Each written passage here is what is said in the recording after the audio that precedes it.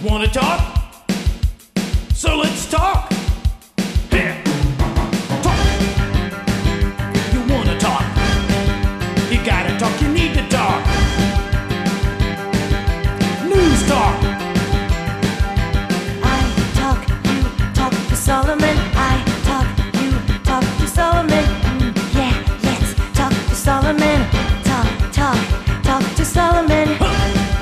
You gotta Welcome back. It's Talk to Solomon time. Our guest of honor, Major General Jerry Curry, Greg W. Howard, and Chief Steve on the panel here.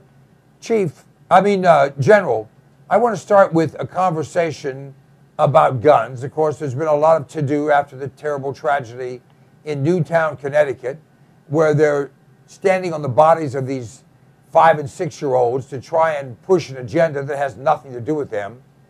3 men were stabbed on a subway platform in Queens. We've had at least 2 incidents in the last 3 weeks of people being shoved in front of subway trains who were either killed or nearly killed. We know that anyone intent on doing harm can find a way to do that harm, whether it's with a firearm, with an automobile, with a explosive device, with gasoline, with a hammer, a saw, whatever. Anyone with an I and a Q, which leaves out most liberals, knows you can never eliminate tools. You have to change hearts one way or the other. Would you agree with that? You have to change the people. Yes, you have to change the hearts. I agree with her completely. It's idiocy to think that if you just make a law, a gun will not be used to shoot somebody, or a knife will not be used to stab somebody. If you make a law that says, do not push anybody in front of railroad trains, there'll be nobody pushed in front of railroad trains. This is sheer idiocy. That is going to happen. And so that's the part that we have to come to grips with, which is taking this element out of our society, and we're going to have to work at it hard to make this happen. And it will work if we start working at it. For example, who sits in the school today and tells the students, thou shalt not kill, thou shalt not murder? Nobody. And that's where we should be doing this. We should be teaching our little kiddos so when they get to be adults, they know that that's not only wrong, it's not tolerated by society, and it should not be done. Greg. Well, he's exactly right, and this is all part of the complete breakdown of our American society. Going back to what we talked about briefly before the break, because I really wanted to get in on that, is what should we do?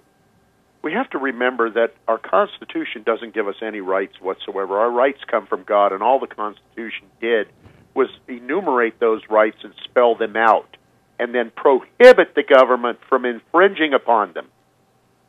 And what we have to understand is that, therefore, if our rights come from God, then the supreme law of the land is, in fact, the natural law of God, of nature's God. And in that case, I turn to Galatians for the answer of what do we do? When we stand upon the righteousness of the Word of God, and when we have done all, stand. Simply stand. Doesn't mean we have to obey these unlawful commands from the dictator. Doesn't mean we have to go out and actively disobey them. But when we are pushed and when we're shoved by this dictator, stand your ground and stand it in righteousness. Now, in that being said, that same type of information needs to be passed on to our children. And the fact that there are so many people growing up in this world that have absolutely no moral conscience or moral fiber whatsoever, that a person could simply walk up to a stranger and shove them in front of a subway train, is absolutely disturbing. When I started school in 1966, we started each school day with a prayer, a patriotic song, the Pledge of Allegiance, and, believe it or not, yes, somebody would read the 10 Commandments in the classroom. This was in Bossier Parish, Louisiana. Guess what? We didn't have any problems in school that day. The worst thing that would happen is if if you mouthed off to the teacher just a little bit by forgetting to say ma'am or being a little bit slow in obeying, she went to her desk, pulled out a ping pong paddle, and gave you one right in front of the class, and that didn't happen very often. You know why? We respected the teacher, we respected the rules, and we respected our country, and we did our best to behave ourselves. I don't think that was such a terrible way to be brought up. Well, obviously I was going to school long before you were, and exactly the same, and that was in public schools. So that was a public school, yeah. Bossier Parish, when I say parish, that's their county. Right, I understand. So things have changed. Chief? First, I'd like to thank the General and Greg both for making the case to close public schools, because they have now exceeded and gone beyond what they're supposed to do, and they've turned into just liberal education camps. But I want to elaborate on what Greg said. And our rights do come from God. The Constitution describes that as inalienable rights from our Creator. And the Declaration of Independence says the number one right, the very first one, is life. We have the right to life. Guns are a right to life issue. And the government has no business telling Americans what guns they can or cannot use to defend their life and their families' lives, because life is a right from God protected by our Constitution and our founding documents. But make no bones about it, make no mistake at all, the left is not anti-gun. The left is merely anti-we the people with guns. So they are all for guns for their military that they're going to control, for their civilian police force that they're going to control, so they can control we the people. But they're not against guns. They're just against us owning guns. But guns are a right to life issue. It's in the Constitution. It's non-negotiable. It's just like, let's negotiate life. You know, and then you got Barack Obama, for example, who says we must have gun control because if we save even one life, it's worth it. Well, he's voting to destroy millions and millions of unborn babies, and he's also willing to euthanize grandma with no tear in his eye at all. It's a big lie. It's a fallacy. The left is not anti-gun. They just don't want us to have guns. I would agree with that. Now, we have a case of a 70-year-old man, that sounds close to home, a coach who was walking two of the students, female students, that he coached to their car because there had been some problems there in Detroit, and two young men approached him, attacked him, assaulted him, so he pulled out his pistol and shot them. One's dead, one's, shall we say, not going to be doing things the way he used to do things. Now, the coach was black, the kids were black, the girls were black, so they can't bring race into this, but and this coach had a concealed carry permit, and he was an older person, so he certainly wasn't in a position to physically deal with these two, what I call Trayvon wannabes. General, where are we in America that if you do the right thing, protect yourself, your family, your students, your friends, with a firearm, somehow you're bad, but if you let yourself be killed trying to protect your kids who are then killed anyway, somehow you did things the right way? This is insanity. I think, first of all, that this concealed carry permit business is something that ought to be without saying. Everybody ought to be allowed to do it if they want to do it, if they need to do it, if they're trained to do it, across the board. And the idea that we have a society where you can go out and you can kill somebody and everybody will say, oh, you poor fellow, you dirtied your hands. Look at all that blood you've got. We've got to get you a wash basin, and you leave the person on the ground to bleed out. And I know that sounds kind of weird, but that's where we are. We're doing the wrong thing at the wrong time. And it's very, very unfortunate, but it is where we are today. And unfortunately, it looks like it's where we're going to be in the future. It seems to me that we ought to be standing up for what's right. We ought to be protecting life, liberty. We should be taking care of our people, taking care of our children.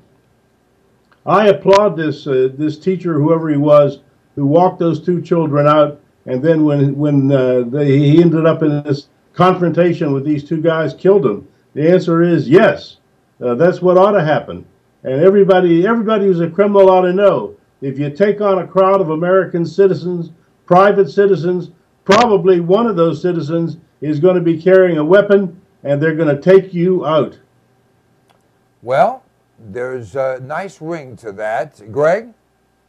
I echo Jerry's sentiments completely, general sentiments completely. First of all, he's an older gentleman, so he cannot be expected to do hand-to-hand combat with these two young thugs. He was doing the right thing, and I think that if everybody believes that the other person is packing, we'll probably have a much more civilized society. Remember the lesson of Kennesaw, Georgia? They had break-in after break-in after break-in until they made it a city ordinance that every home would have a gun in it. Not so many break-ins anymore. There are a lot of stories about the Wild West, but in reality, when everybody had a six-shooter strapped to their side, they didn't really have that many murders. Okay? You know, a lot of those stories were just dime store novels blown out of proportion. The fact is that General's exactly right. If you walk into a mall with a gun, thinking that you're going to mow down everybody in the mall, but that mall doesn't happen to be a gun-free zone, and 1 in 10 or 1 in 5 of the people in the mall might have a .357 or a Glock 9 or an FNH 40 under their jacket, you might think twice. We just had a situation where a young man, and I don't know the young man, went to the school, shot somebody. One of the armed security people that school had there showed up almost immediately, and that fella, you know, had a come to Jesus moment, put down his weapon, put up his hands, and said, "Oh, mother, help me, please." Yeah, that was in Atlanta. And no one wants to talk about the fact that 99 times out of 100, a firearm is used to prevent anything from happening, and more often a gun protects someone than it attacks someone. So, and we can talk about our police, our other armed personnel that work for various levels of government. But, you know, even though there are some things that government does we don't like, overwhelmingly, the people involved in law enforcement or rule enforcement are there to protect people, and they do, because when it's like when you're driving down the street, if there's a police car behind you, you do the speed limit. Well, when there are armed people around, people tend to mind their P's and Q's. Wouldn't you agree, General? The idea of the exercise. You know, I'm a big supporter of law enforcement. Things do go wrong at times, and when they go wrong, you need somebody who steps up to the plate and says, "The law is here. I'm in charge, and I'll get this under control right away."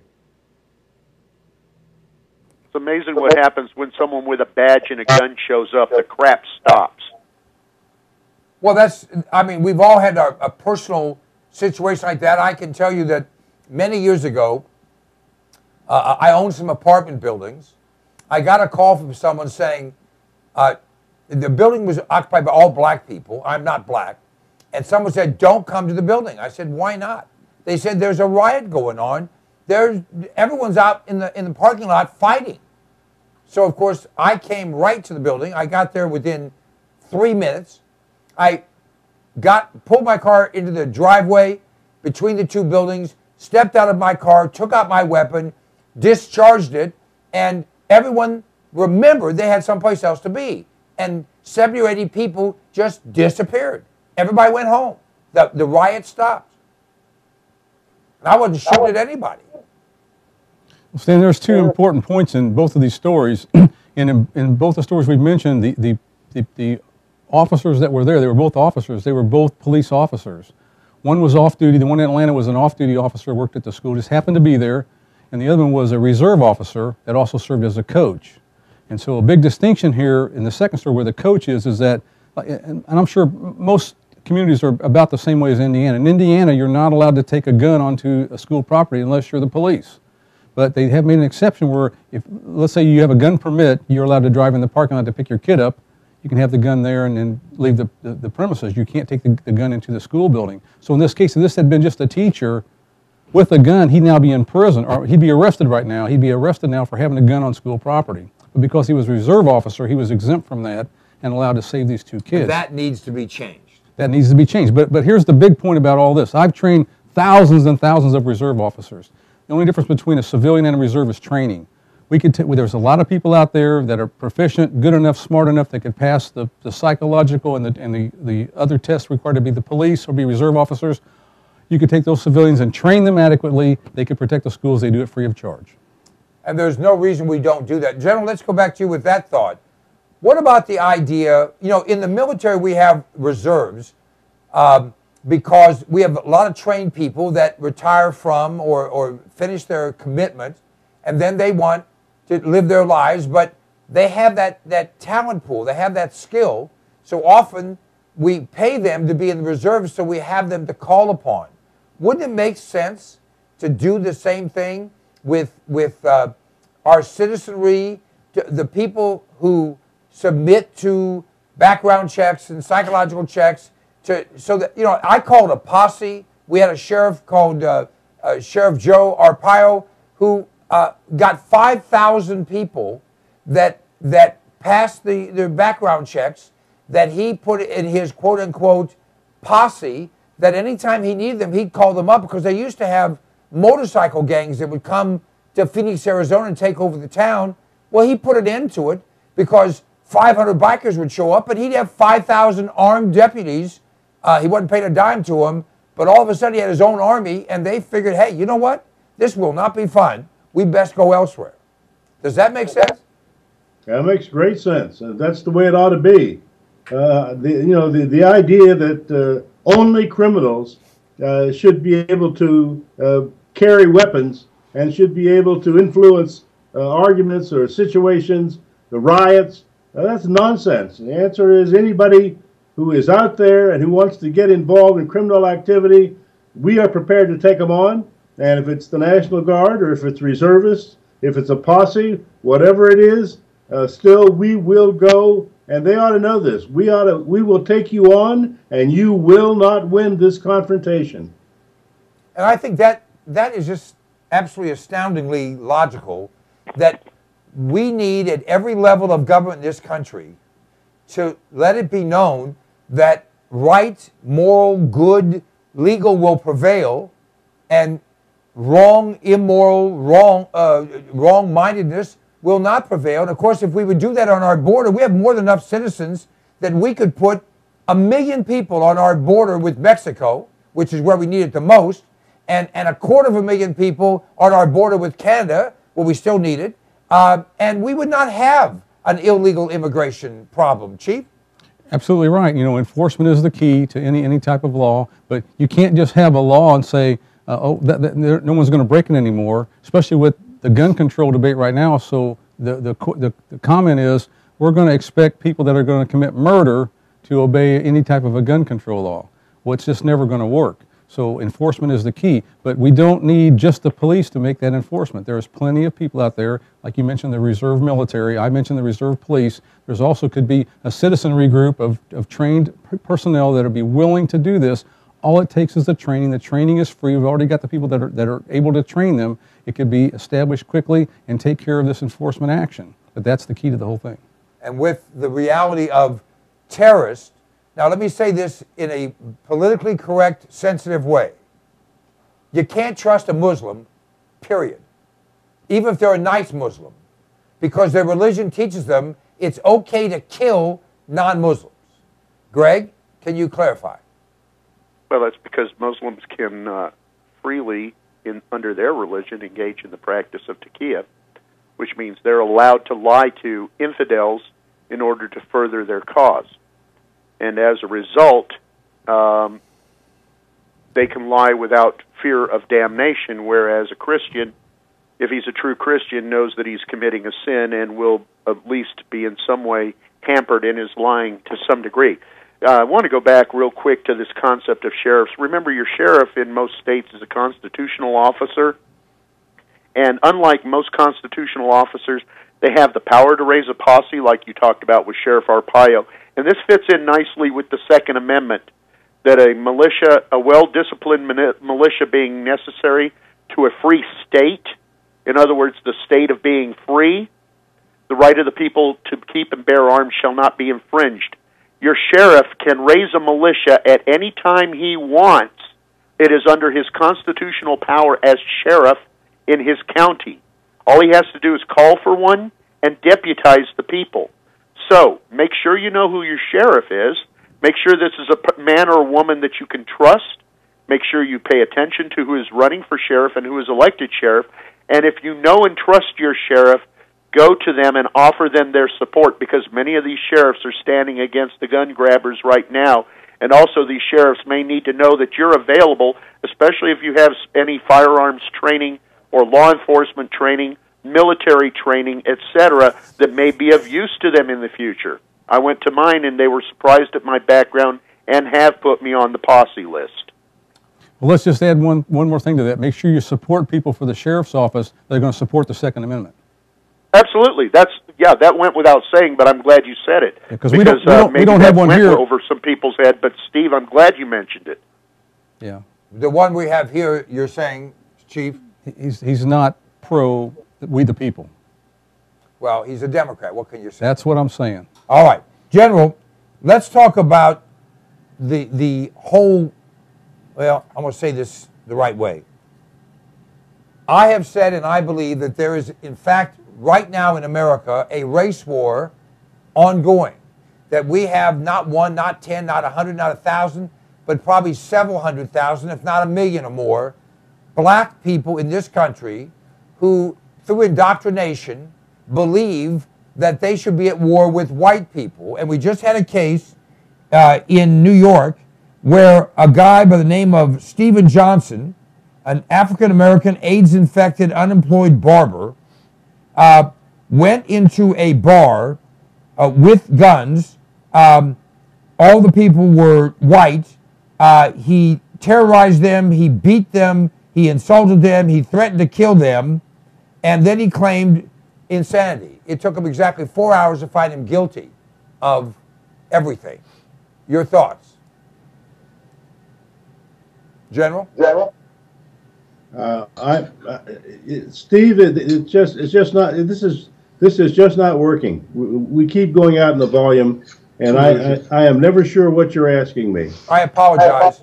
I was asking about this quote unquote attitude of many in the black community who have been indoctrinated to believe that blacks should be at war with whites because of what whites did to blacks. That's silly. The blacks are not at war with whites. Whites are not at war with blacks. They may be at war with Democrats or liberals, but they're certainly not just because of the race that they're at war. Why in the world would we Americans want to be at war on anything as far as the racial climate goes? I think we want to stand up for what's right, life, liberty, the pursuit of happiness, that everybody is an American, everybody has equal rights, and we should be expected to stand there and to help out our fellow man, whether he's white, black, or green. We ought to be out there doing all we can to help them and to help our own selves, to help our families, to help our communities. And this business about racial hatred, even though our president seems to fan it at every opportunity, it's absolutely abhorrent, and it shouldn't be in this great country. Well said. Well said. In fact, on that note, we're going to call this hour concluded. Thank you, General. I appreciate your service and appreciate your input. Thank you. All right, folks, you stay tuned. We have Dr. Alan Keyes joining us in the next hour. This is Talk to Solomon.